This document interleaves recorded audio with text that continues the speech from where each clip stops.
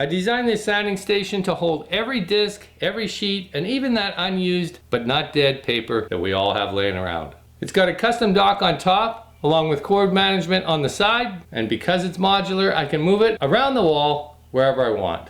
Now I designed this sanding station to be cut out of half a sheet of plywood. I'm using 3/4 inch birch. That'll save us a little bit of money, so let's go ahead and get those cut.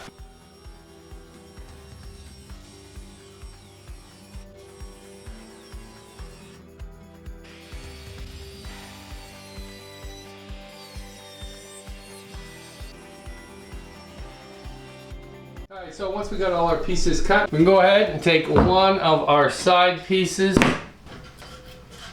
and I'm just going to put a slight angle on there with a hole in the center, and that'll allow our cord to hang over and wrap around our cord management piece. I am running out of room here.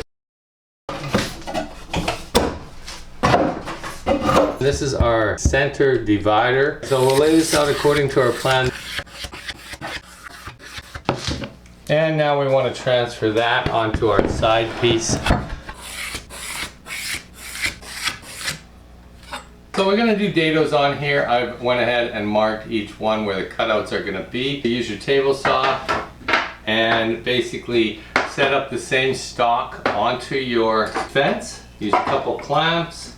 In our case it's 3/4 inch. Clamp that into place. Then also using a miter gauge.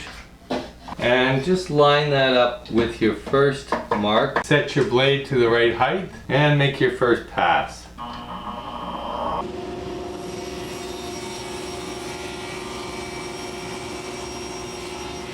Take your clamps off, and you'll see that we are now just past. I use a piece of hardboard which is the same width as my blade, and I just stick that between the fence. And then we line up perfectly for that dado with the blade width included. And then you can just go ahead and hog the rest of that out. And a safer way to do it would be with a table saw sled. The same way I did with the miter fence. This is just a little safer. I've got more protection back here. Got handles that keep myself away from the blade.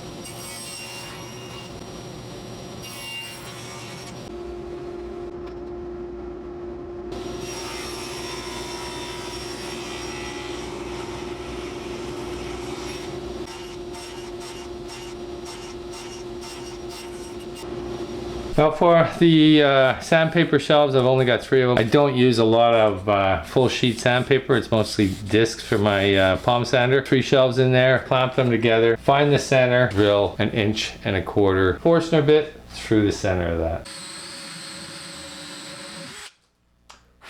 Connect the edge of the circles, cut that out.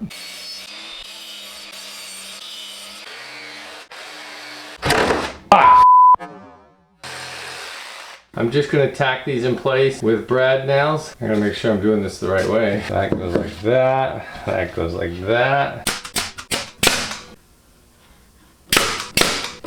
Definitely helps to have a plan to work off of. And before we put our divider in the center there, we do want to get our handle on here. Using a number 6 inch and 5/8 screw. Next step is to get our sides glued to our back.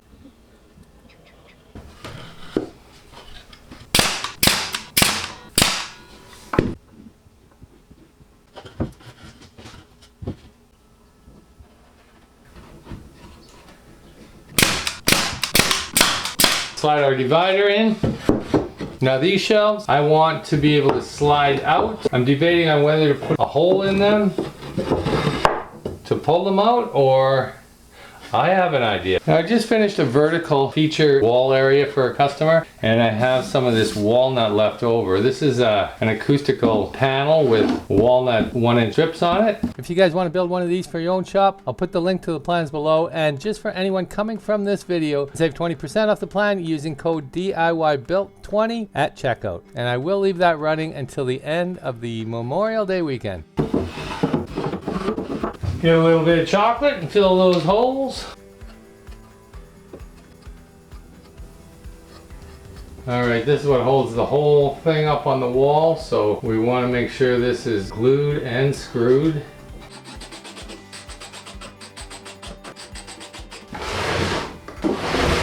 I think she's ready to hang on the wall.